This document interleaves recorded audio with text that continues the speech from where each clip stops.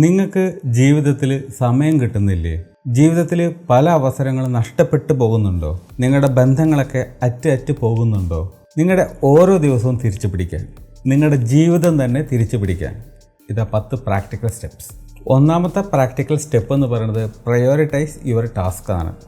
അതായത് ഓരോ ദിവസവും നിങ്ങൾക്ക് ചെയ്യാനുള്ള വർക്കുകൾ ഏതൊക്കെയാണെന്നുള്ളത് നിങ്ങൾക്കറിയാം. സോ നിങ്ങളത് എഴുതി വെച്ചിട്ടുണ്ട് കുറഞ്ഞ പക്ഷം. അപ്പോൾ ഇതിനകത്ത് പ്രയോറിറ്റി വൈസ് നിങ്ങൾക്കത് ചെയ്യാൻ പറ്റണം. ഏറ്റവും ഇമ്പോർട്ടൻ്റ് ആയിട്ടുള്ളത്, ഏറ്റവും അർജൻ്റ് ആയിട്ടുള്ള കാര്യങ്ങൾ ആദ്യം ചെയ്യുക. ലെസ് ഇമ്പോർട്ടൻറ്റ്, ലെസ് അർജൻ്റ് ആയിട്ടുള്ള സാധനങ്ങളൊക്കെ പിന്നീട് ചെയ്യുക. അങ്ങനെ ആ ലിസ്റ്റിനകത്തേക്ക് ലാസ്റ്റിലേക്ക് പോരുന്ന സമയത്ത് ഏറ്റവും അവസാനമായിട്ട് ചെയ്യേണ്ടത് അത്ര ഇമ്പോർട്ടൻ്റ് അല്ല, അത്ര എമർജൻസിയും അല്ല, അങ്ങനത്തെ സാധനങ്ങൾ ലാസ്റ്റ് ചെയ്യുക. അങ്ങനെ നമ്മളുടെ അന്നേക്ക് ചെയ്യാനുള്ള മൊത്തം വർക്കിനെ നമ്മളൊന്ന് പ്രയോറിറ്റൈസ് ചെയ്തതിന് ശേഷം ടോപ്പ് ലെവലിൽ വരുന്നത് ഏതാണോ അതിനെ ആദ്യം ചെയ്യാൻ തുടങ്ങുക. അങ്ങനെ തൊട്ട് താഴത്തേക്ക് വന്ന് മൊത്തം വർക്ക് നമുക്ക് ഫിനിഷ് ചെയ്യാം. അപ്പോൾ പ്രയോറിറ്റൈസ് ചെയ്യുക എന്നുള്ളതാണ് first point, first practical step. രണ്ടാമത്തെ പ്രാക്ടിക്കൽ സ്റ്റെപ്പ് എന്ന് പറയുന്നത് സെറ്റ് ബൗണ്ടറീസ്. അതായത് ജീവിതത്തിൽ എല്ലാറ്റിനും നമുക്ക് സമയം വേണം. നമ്മുടെ പേഴ്സണൽ ലൈഫിനാണെങ്കിലും നമ്മുടെ പ്രൊഫഷണൽ ലൈഫിനാണെങ്കിലും ശരി, എല്ലാറ്റിനും ഈക്വലായിട്ട് ബാലൻസ് ചെയ്തുകൊണ്ട് സമയം കൊടുക്കാൻ നമുക്ക് പറ്റണം. അങ്ങനെ ഈക്വലായിട്ടുള്ള ഒരു സമയം കൊടുത്ത് മുന്നോട്ട് പോകണമെങ്കിൽ നമ്മൾ ചെയ്യേണ്ട ഒരു കാര്യം എന്ന് പറയുന്നത്, ഓരോ ദിവസവും നിങ്ങൾ ചെയ്യേണ്ട ജോലികൾ എത്ര നേരം വരെ ചെയ്യാവൂ എന്നുള്ളതിനൊരു ധാരണ നിങ്ങൾക്കുണ്ടായിരിക്കണം. 6 മണിക്ക് ശേഷം ഞാൻ പ്രൊഫഷണലായിട്ടുള്ള ഒരു പണിയും ചെയ്യില്ല, അല്ലെങ്കിൽ 6:30 വരെ മാക്സിമം. അത് കഴിഞ്ഞാൽ പിന്നീട് അവിടെ നിന്ന് അങ്ങോട്ടുള്ള എൻ്റെ ജീവിതം, എൻ്റെ പേഴ്സണൽ ലൈഫാണ് ഞാൻ ഫോക്കസ് ചെയ്യുക. എൻ്റെ ജോലികൾ, പ്രൊഫഷണൽ ആയിട്ടുള്ള കാര്യങ്ങളൊന്നും 6 മണി അല്ലെങ്കിൽ 6:30 ശേഷം ഇനി ഞാൻ ചെയ്യുന്നതല്ല, തൊടുന്നതല്ല, എടുക്കുന്നതല്ല.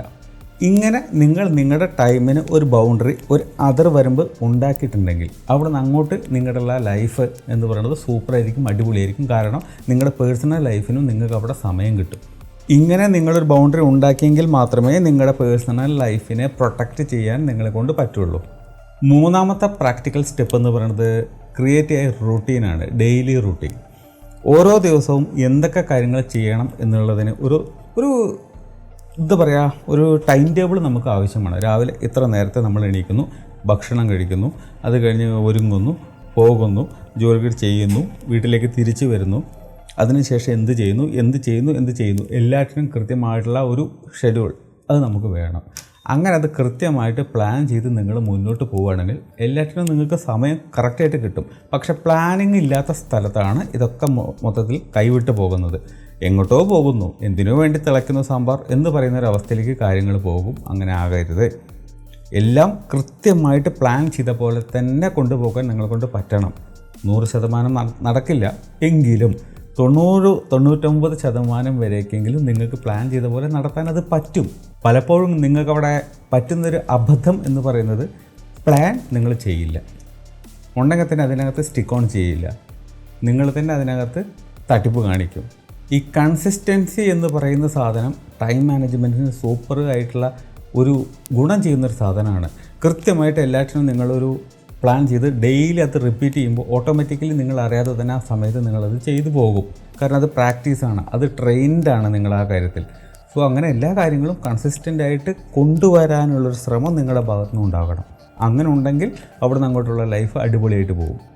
നാലാമത്തെ പ്രാക്ടിക്കൽ സ്റ്റെപ്പ് നമ്മൾ മറ്റു വീഡിയോയിൽ പറഞ്ഞിട്ടുള്ള പോയിൻ്റ് തന്നെയാണ് ഇത്, പക്ഷേ ഇതിനകത്തും അത് റെലവൻ്റ് ആയിട്ട് വരുന്നത് കൊണ്ട് ആഡ് ചെയ്തു. അതായത് 2 മിനിറ്റ് റൂളാണ്. നിങ്ങൾക്ക് നെക്സ്റ്റ് 2 മിനിറ്റിനകത്ത് തീർക്കാൻ പറ്റുന്ന ഒരു കാര്യമാണ്, ഒരു ജോലിയാണ്, ഒരു സംതിങ് എൽസ് ഒന്ന് ചെയ്ത് തീർക്കാനുള്ളതാണെങ്കിൽ ചെയ്ത് തീർക്കുക. 2 മിനിറ്റ്, അതായത് 120 സെക്കൻഡിൻ്റെ ഉള്ളിൽ നിങ്ങൾക്ക് ആ ഒരു പ്രവൃത്തി ചെയ്ത് തീർക്കാൻ പറ്റുമെങ്കിൽ അത് ഉടനെ ചെയ്യുക. അതൊരിക്കലും നിങ്ങൾ ലേറ്റ് ആക്കരുത്, നാളേക്ക് മാറ്റി വയ്ക്കരുത്. അങ്ങനെ നമ്മളെ തന്നെ ട്രെയിൻ ചെയ്യിച്ചാൽ, കാരണം നമ്മൾ വിചാരിക്കുന്നത് എന്താണ്, നമ്മുടെ ലൈഫ് നമ്മളെ ക്വസ്റ്റ്യൻ ചെയ്യാൻ ആരുമില്ല, ഞാൻ തന്നെയാണ് നമ്മുടെ ബോസ്, ഞാൻ തന്നെയാണ് രാജാവ്. ഈ ഒരു ലെവലിൽ പോയാൽ നിങ്ങൾ എന്ത് ചെയ്യും? മടിയനായിട്ട് മാറും. നിങ്ങൾ പല കാര്യങ്ങളും ചെയ്യില്ല. അത് നിങ്ങളുടെ കുറ്റമല്ല. അങ്ങനെ ചിന്തിച്ചു പോകുമ്പോൾ ആരും അങ്ങനെ തന്നെയാണ്, ഞാനും അങ്ങനെ തന്നെയാവും. സോ അങ്ങനെ മാറി ചിന്തിക്കണം. അഞ്ചാമത്തെ പ്രാക്ടിക്കൽ സ്റ്റെപ്പ് എന്ന് പറയുന്നത് time block for personal activities. അതായത് ജീവിതത്തിൽ നമ്മൾ പല കാര്യങ്ങൾക്കും സമയം കണ്ടെത്തണം എന്നൊക്കെ പറഞ്ഞു. അത് നമ്മൾ പൊതുവെ നമ്മുടെ ലക്ഷ്യങ്ങൾ, നമ്മുടെ സ്വപ്നങ്ങൾ, നമ്മുടെ ജോലി, പ്രൊഫഷൻ, ഇങ്ങനത്തെ കാര്യങ്ങളിലായിരിക്കും നമ്മൾ കൂടുതൽ അത് ശ്രദ്ധിച്ചിട്ടുണ്ടാവുക. അതല്ലാതെ പേഴ്സണലായിട്ടുള്ള പല കാര്യങ്ങളുണ്ട്. ഒരു സിനിമയ്ക്ക് പോകുന്നതാകാം, നിങ്ങളുടെ ഒരു ഹോബി ആയിരിക്കാം, അല്ലെങ്കിൽ ഒന്ന് പുറത്ത് കറങ്ങാൻ പോകുന്നതായിരിക്കാം, എന്തോ ആയിക്കോട്ടെ. ഈ പറയുന്ന കാര്യങ്ങൾ കൂടി അതിനകത്ത് ആഡ് ചെയ്തിരിക്കണം. അതായത് നിങ്ങളുടെ ലൈഫ് എന്ന് പറയുന്നത് നിങ്ങളുടെ ഫാമിലി ലൈഫ് മാത്രമല്ല, നിങ്ങളുടെ പ്രൊഫഷണൽ ലൈഫ് മാത്രമല്ല, നിങ്ങളുടേതായിട്ടുള്ള കുറച്ച് സ്വകാര്യ നിമിഷങ്ങൾ, ഒന്ന് കറങ്ങാൻ പോകുന്നു, ഫ്രണ്ട്സിൻ്റെ കൂടെ പോകുന്നു, സിനിമയ്ക്ക് പോകുന്നു, എനിത്തിങ്, അങ്ങനത്തെ കുറേ കാര്യങ്ങളുണ്ടല്ലോ നിങ്ങൾ എൻജോയ് ചെയ്യുന്ന നിങ്ങളുടെ പാഷൻ, നിങ്ങളുടെ ഹോബീസ്, അതിനുകൂടി വേണ്ടി നിങ്ങൾ ടൈം മാറ്റി വെച്ചിരിക്കണം. പലപ്പോഴും അത് ഒഴിവാക്കിക്കൊണ്ട് ബാക്കിയുള്ള കാര്യങ്ങളൊക്കെ നടത്തുമ്പോൾ ഒരു സമയം കഴിയുമ്പോൾ നിങ്ങളുടെ കിളി പോകും, നിങ്ങൾ മൊത്തമായിട്ട് അങ്ങോട്ട് ഇരുന്ന് പോകും, മെൻ്റലി ഡൗൺ ആയി പോകും, മൊത്തമായിട്ട് ഒരു ഫ്രസ്ട്രേഷൻ ലെവലിൽ നിങ്ങൾ ഇങ്ങനെ ഇരിക്കുന്നുണ്ടാവും. നിങ്ങൾ പറയും എനിക്ക് ഡിപ്രഷനാണ്. ഓൾമോസ്റ്റ് അതിന് സിമിലർ ആയിട്ടുള്ളൊരു ഫീലിംഗ് ആയിരിക്കും നിങ്ങൾക്ക് ഉണ്ടാവുക. അത് നിങ്ങളുടെ കുറ്റമല്ല, നിങ്ങൾ ഈ പറയുന്ന പേഴ്സണലായിട്ടുള്ള നിങ്ങൾക്ക് സ്വന്തമായിട്ട് ഹാപ്പിനെസ് കിട്ടാൻ ഉതകുന്ന പല കാര്യങ്ങളും നിങ്ങൾ അവോയ്ഡ് ചെയ്തു നിങ്ങളുടെ ഡെയിലി ലൈഫിൽ നിന്ന്. നിങ്ങളത് നിങ്ങളുടെ ഫാമിലിക്കും നിങ്ങളുടെ പ്രൊഫഷണൽ കാര്യങ്ങൾക്കും വേണ്ടി നിങ്ങളുടെ സമയം മാറ്റിവെച്ചു. അവിടെ വന്ന പ്രശ്നമാണ്, അതുകൊണ്ടുണ്ടായ അബദ്ധമാണ്. സോ അത് നമ്മൾ മാറ്റണം. 6ാമത്തെ പ്രാക്ടിക്കൽ സ്റ്റെപ്പ് എന്ന് പറയുന്നത് learn to say no. No എന്ന് പറഞ്ഞാൽ ഒരാളെടുത്ത് പോയി പറയാനുള്ള ഒരു നോ അല്ല ഉദ്ദേശിച്ചത്. പലപ്പോഴും നമ്മുടെ ജീവിതത്തിൽ നമ്മൾ ആവശ്യമുള്ളതും ആവശ്യമില്ലാത്തതുമായിട്ടുള്ള പല കാര്യങ്ങളും നമ്മൾ ചെയ്യും. ഇങ്ങനെ പല കാര്യങ്ങളും നമ്മുടെ ജീവിതത്തിൽ ഗുണമില്ലാത്തതാണ്. പലതും നമുക്ക് പ്രൊഡക്റ്റീവ് അല്ല, പലതും നമ്മുടെ ലക്ഷ്യങ്ങൾ നേടാൻ ഉതകുന്ന ഒരു കാര്യമല്ല, എങ്കിലും നമ്മൾ ചെയ്തുകൊണ്ടിരിക്കും. അത് നമ്മുടെ ശീലമായി പോയി. സോ അത്തരം ശീലത്തിൽ നിന്ന് നമ്മൾ പുറത്ത് വന്നേ പറ്റുള്ളൂ. നിങ്ങളുടെ ലൈഫിൽ ഗുണമുള്ള, നിങ്ങളുടെ ലക്ഷ്യങ്ങൾ നടത്താൻ സാധ്യതയുള്ള, നിങ്ങളുടെ പ്ലാനുകളൊക്കെ വിജയിപ്പിക്കാൻ കഴിയുന്ന കാര്യങ്ങൾ മാത്രമായിരിക്കണം നിങ്ങൾ കൂടുതൽ ചെയ്യേണ്ടത്. അതിനായിരിക്കണം കൂടുതൽ പ്രയോറിറ്റി കൊടുക്കേണ്ടത്. കാരണം നമുക്കാണെങ്കിലും അംബാനിക്കാണെങ്കിലും ശരി, ആർക്കാണെങ്കിലും ശരി, വേൾഡിലെ ഏറ്റവും റിച്ചസ്റ്റ് ആയിട്ടുള്ള ഒരു ആൾക്കാണെങ്കിലും ശരി, ഉള്ളത് 24 മണിക്കൂറാണല്ലോ ഒരു ദിവസം. സോ അത് കൃത്യമായിട്ട് എങ്ങനെ എഫക്റ്റീവായിട്ട് ഉപയോഗിക്കുന്നു എന്നുള്ളിടത്താണ് അവരുടെ വിജയവും നമ്മുടെ വിജയവും. സോ നമ്മൾ പരാജയപ്പെടുന്നുണ്ടെങ്കിൽ നമ്മളത് പ്രോപ്പറായിട്ട് വിനിയോഗിക്കുന്നില്ല എന്നുള്ളതല്ലേ അതിൻ്റെ അർത്ഥം. ഒരു കാരണം അതല്ലേ. പറഞ്ഞു വരുന്നത് നിങ്ങളുടെ അനാവശ്യമായിട്ടുള്ള, അത്ര ഇമ്പോർട്ടൻ്റ് അല്ലാത്ത, ഒരു ഉപകാരമില്ലാത്ത കാര്യങ്ങൾ ചെയ്യാനായിട്ട് സമയം കളഞ്ഞുകൊണ്ട് നിങ്ങളുടെ പ്രയോറിറ്റീസ്, നിങ്ങളുടെ ഇമ്പോർട്ടൻസ് നിങ്ങൾ തുലക്കരുത്. സോ ആവശ്യമില്ലാത്ത കാര്യങ്ങളോട് നിങ്ങൾ നോ പറഞ്ഞേക്കുക. അത് ഒരാളോട് പോയി പറയണമെന്നല്ല, നിങ്ങളുടെ തന്നെ ലൈഫിൽ ആവശ്യമില്ലെങ്കിൽ വേണ്ടാന്ന് വെക്കുക, അത്രയേ ഉള്ളൂ. 7ാമത്തെ പ്രാക്ടിക്കൽ സ്റ്റെപ്പ് എന്ന് പറയുന്നത് സോഷ്യൽ മീഡിയ കൺസെപ്ഷൻ്റെ ലിമിറ്റാണ്. അതായത് നമുക്ക് രാവിലെ എണീറ്റ് കഴിഞ്ഞിട്ടുണ്ടെങ്കിൽ പലതിനും സമയം കിട്ടാത്തതിൻ്റെ ഒരു കാരണം എന്താ? എണീറ്റ പാടെ തന്നെ നമ്മൾ നോക്കണത് എന്താണ്? സോഷ്യൽ മീഡിയയിലേക്കായിരിക്കും മെജോറിറ്റി ആൾക്കാരും പോകുന്നത്. അങ്ങനെ പോയി കഴിഞ്ഞാൽ അതിനകത്ത് ജാമാവും. പെട്ടെന്ന് നമുക്ക് അവിടുന്ന് പുറത്തിറങ്ങാൻ പറ്റില്ല. നമ്മൾ സ്ക്രോൾ ചെയ്തുകൊണ്ടേയിരിക്കും. കാരണം കണ്ടൻറ്റ് വന്നുകൊണ്ടേയിരിക്കും. കാരണം കണ്ടൻറ്റ് ഇടുന്നതാണ് അവരുടെ വരുമാന മാർഗം. അത് കാണുന്നതാണ് നിങ്ങളുടെ തൊഴിലെങ്കിൽ നിങ്ങളുടെ ജീവിതം മൊത്തം നിങ്ങളുടെ കയ്യിൽ നിന്ന് പോകും. മൊത്തം സോഷ്യൽ മീഡിയ കൊണ്ടുപോകും. 5 മിനിറ്റ് നോക്കാമെന്ന് കയറിയിട്ട് റീൽസ് നോക്കാൻ തുടങ്ങിയ ആൾ നിങ്ങൾ പുറത്തിറങ്ങുമ്പോൾ ചിലപ്പോൾ 1.5 മണിക്കൂർ കഴിഞ്ഞിട്ടുണ്ടാവും. നിങ്ങളറിയില്ല, നിങ്ങളത് മനസ്സിലാക്കുന്നില്ല. സമയം പോകുന്നത് സ്പീഡ് അത് നിങ്ങളറിയാതെ നടന്നുകൊണ്ടിരിക്കുകയാണ്. നിങ്ങളതിൽ അഡിക്റ്റ് ആയിക്കൊണ്ടിരിക്കുകയാണ്, അല്ലെങ്കിൽ അഡിക്റ്റഡ് ആണ്. പറഞ്ഞു വരുന്നത് സോഷ്യൽ മീഡിയ ഉപയോഗിക്കുന്നതിന് ഒരു ടൈം ലിമിറ്റ് നിങ്ങൾ വെച്ചിരിക്കണം. അതായത് ആ ഒരു ടൈം ലിമിറ്റ് കഴിഞ്ഞാൽ ഓട്ടോമാറ്റിക്കലി നിങ്ങളുടെ ആ സോഷ്യൽ മീഡിയ ആപ്പ് ലോക്കാക്കണം. ലോക്കാകാനുള്ള സെറ്റപ്പുകൾ നിങ്ങൾക്ക് മൊബൈലിൽ ചെയ്ത് വയ്ക്കാം. ആപ്പ് ലോക്ക് അതൊക്കെ നിങ്ങളുടെ ഇഷ്ടം. അതിൻ്റെ പാസ്വേഡ് നിങ്ങളുടെ പാർട്ട്ണർക്കോ അല്ലെങ്കിൽ നിങ്ങൾ ഉപയോഗിക്കാത്ത, അല്ലെങ്കിൽ നിങ്ങൾക്കറിയാൻ പാടില്ല എന്നും മാത്രം ആണ് ഇതിൻ്റെ കാര്യം. അതായത് നിങ്ങളുടെ ഫ്രണ്ട്സ് ആയാലും ശരി, നിങ്ങളുടെ പാർട്ട്ണർ ആയാലും ശരി, നിങ്ങളുടെ പാരൻസ് ആണെങ്കിലും ശരി, സോഷ്യൽ മീഡിയയുടെ ലോക്ക് അവർക്ക് കൊടുക്കുക. നിങ്ങൾ ചോദിക്കരുത്. അത് ഓട്ടോമാറ്റിക്കലി ആ ടൈം കഴിയുമ്പോൾ അരമണിക്കൂറാണെങ്കിൽ അരമണിക്കൂർ, 1 മണിക്കൂറാണെങ്കിൽ 1 മണിക്കൂർ, അത് കഴിഞ്ഞാൽ അത് ഓഫാവും. പിന്നെ നിങ്ങൾക്കത് ഓപ്പൺ ചെയ്യണമെങ്കിൽ അടുത്ത ദിവസം ആ പർട്ടിക്കുലർ ടൈമിൽ മാത്രമേ സോഷ്യൽ മീഡിയ ഓപ്പൺ ചെയ്യാൻ പറ്റൂ. കാരണം അങ്ങനെയാണ് അത് സെറ്റ് ചെയ്ത് വെച്ചിരിക്കുന്നത്. അങ്ങനെ സെറ്റ് ചെയ്ത് വെച്ചാൽ നിങ്ങളുടെ ലൈഫ് നിങ്ങൾക്ക് സ്മൂത്തായിട്ട് കൊണ്ടുപോകാൻ പറ്റും. ഇതിനകത്തുള്ള ഓവർ അഡിക്ഷനും വരില്ല. കാരണം നിങ്ങൾ തന്നെയാണ് നിങ്ങളുടെ ടൈം സെറ്റ് ചെയ്തത്. സോ നിങ്ങൾക്ക് അതിനകത്ത് നിൽക്കാനുള്ള ബാധ്യതയുണ്ട്. അത് നിങ്ങളെ ചെയ്യിക്കാൻ ഒരു പുഷ് എന്നുള്ള രീതിയിലാണ് ഈ പാസ്വേഡ് ലോക്ക് ഇട്ടിട്ട് ആരെങ്കിലും എടുത്ത് കൊടുക്കാൻ. ഫോൺ കൊടുക്കണ്ട, പാസ്വേഡിന് ലോക്ക് മാത്രം അവരുടെ കയ്യിലുണ്ടാവും, അത്രേ ഉള്ളൂ. എന്ന് വെച്ച് കഴിഞ്ഞാൽ നിങ്ങളുടെ അക്കൗണ്ടിൻ്റെ പാസ്വേഡ് അല്ല, പക്ഷേ ആപ്പ് തുറക്കാൻ മറ്റേ ആൾ വരണം. ഏത് നിങ്ങൾ പാസ്വേഡ് കൊടുത്ത ആളില്ലേ, ആൾ വരണം. ആ രീതിയിലുള്ള ഒരു ലോക്ക്. നമ്മളെ തന്നെ ഒന്ന് കുറച്ച് നിയന്ത്രിക്കാൻ പഠിക്കുക, അത്രേ നടക്കുള്ളൂ. കാരണം നമ്മളൊക്കെ മുതിർന്നവരായതുകൊണ്ട് തന്നെ നമുക്കൊരു ഇതുണ്ട്, ചിന്തയുണ്ട്, എന്നെ ആരും നിയന്ത്രിക്കേണ്ടത് എനിക്കിഷ്ടമല്ല, പക്ഷെ നമുക്ക് നമ്മളെ തന്നെ നിയന്ത്രിക്കാമല്ലോ.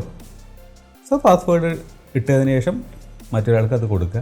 നിങ്ങൾ ചോദിക്കാൻ പോകരുത്, എന്താ പാസ്വേഡൊന്നും തരൂ എന്ന് ചോദിക്കരുത്, അത് അവരിടട്ടെ.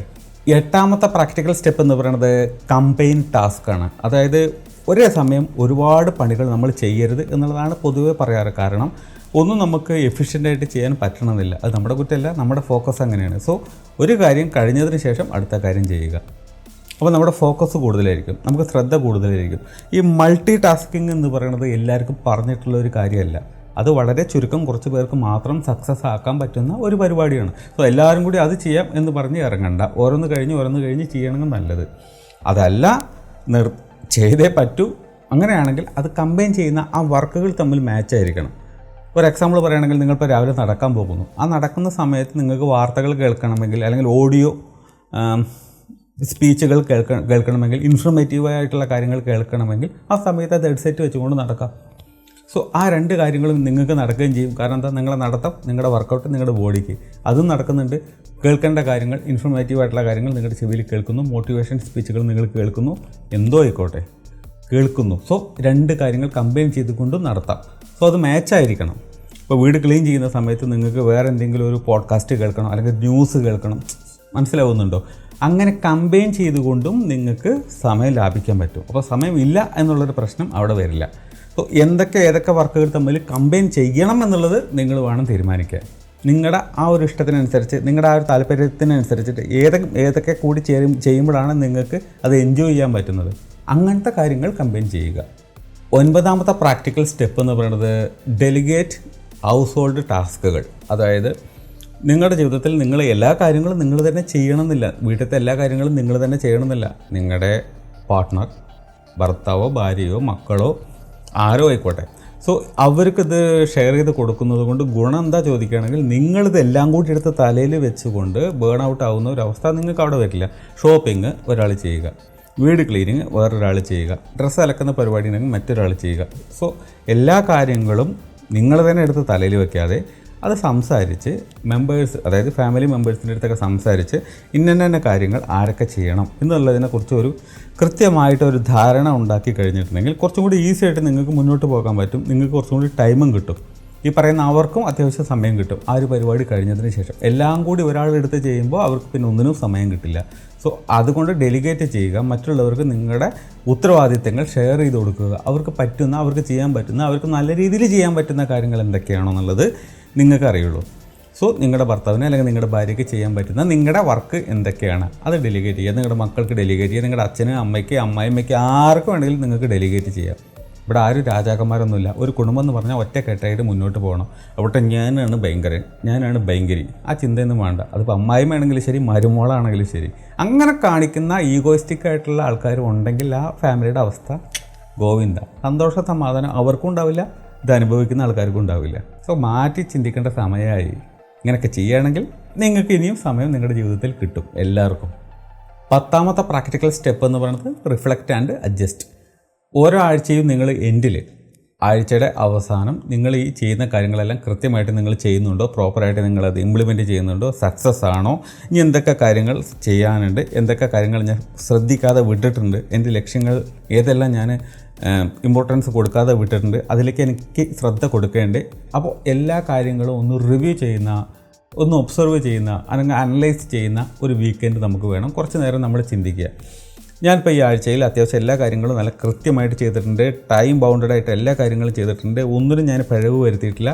അങ്ങനെ ഈ രീതിയിൽ വളരെ പെർഫെക്റ്റായിട്ട് ഞാൻ മുന്നോട്ട് പോവുകയാണെങ്കിൽ എനിക്ക് ഒരുപാട് കാര്യങ്ങൾ ജീവിതത്തിൽ അച്ചീവ് ചെയ്യാൻ പറ്റും. അങ്ങനെ ഇരിക്കെ ഞാൻ വിട്ടുപോയിട്ടുള്ള കാര്യങ്ങൾ എന്തൊക്കെയാണ്, അത്തരം കാര്യങ്ങളിൽ ഇനി എന്തൊക്കെ കാര്യങ്ങൾ ഉണ്ട് ചെയ്യാണ്ടാത്തത്, എല്ലാറ്റിനെയും കുറിച്ച് ഒന്ന് അനലൈസ് ചെയ്യുക. അപ്പോൾ ഒരു ക്ലാരിറ്റി കിട്ടും. ഇനി നെക്സ്റ്റ് സ്റ്റെപ്പ് നിങ്ങൾ എന്ത് ചെയ്യണം, എങ്ങോട്ട് വെക്കണം എന്നുള്ളത്. ഇങ്ങനെയൊക്കെ നിങ്ങൾ ശ്രദ്ധിക്കുകയാണെങ്കിൽ, ഈ 10 പോയിൻ്റൊക്കെ ഒന്ന് ശ്രദ്ധിക്കുകയാണെങ്കിൽ നിങ്ങൾക്ക് ടൈം ഇല്ലാത്ത പ്രശ്നം വരില്ല, ടൈം ഉണ്ടാക്കാൻ പറ്റും. എല്ലാവർക്കുമുള്ള 24 മണിക്കൂറേ ഉള്ളൂ അല്ലേ. അതിനകത്ത് റിച്ചാർഡ് ബ്രാൻസൺ അല്ലേ, പുള്ളിക്ക് ഏകദേശം 450 ബിസിനസ് സ്ഥാപനങ്ങളുടെ ഒരു മുതലാളിയാണ് എന്ന് വേണമെങ്കിൽ പറയാം, CEO ആണ് എന്ന് വേണമെങ്കിൽ പറയാം. അത്രയും ബിസിനസ് സ്ഥാപനങ്ങളൊക്കെ ഉണ്ട്. ഓരോ ദിവസവും ഒരു കമ്പനിക്ക് വേണ്ടിയിട്ട് പോലും മൂപ്പർക്ക് സമയം സ്പെൻഡ് ചെയ്യാൻ ഉണ്ടാകില്ല. കാരണം 365 ദിവസമേ ഉള്ളൂ ഒരു വർഷത്തിൽ. പുള്ളിക്കുള്ളതോ 450-നടുത്ത് കമ്പനികളാണ്. ഒന്ന് ആലോചിച്ച് നോക്കിയേ. എന്നിട്ടും പുള്ളി അത് മാനേജ് ചെയ്ത് പോകുന്നുണ്ടെങ്കിൽ ഇത്രയും ബിസിനസ് സ്ഥാപനങ്ങൾ, ഒരു കമ്പനിയെക്കുറിച്ച് ചിന്തിക്കാൻ ഒരു ദിവസമേ കിട്ടുള്ളൂ. ആ ഒരൊറ്റ ദിവസം കൂടെ ഒരു കൊല്ലത്തിന് വേണ്ടുന്ന കാര്യങ്ങൾ ചിന്തിച്ചിരിക്കണം ആ മനുഷ്യൻ. അങ്ങനെ അതുപോലെ കിട്ടത്തില്ല അല്ലേ, മണിക്കൂറുകളെ കിട്ടുള്ളൂ. സോ പറഞ്ഞു വരുന്നത്, സമയമില്ലാത്ത പ്രശ്നമല്ല, സമയം നമ്മൾ ഉണ്ടാക്കാത്ത പ്രശ്നമാണ്. സോ നിങ്ങൾക്ക് സമയം ഉണ്ടാക്കാൻ ഈ പറയുന്ന സ്റ്റെപ്പുകളൊക്കെ ഒന്ന് ഫോളോ ചെയ്താൽ പറ്റുമെന്നുള്ളതാണ് എൻ്റെ ഒരു ധാരണ. ഒന്ന് ശ്രമിച്ച് നോക്ക്.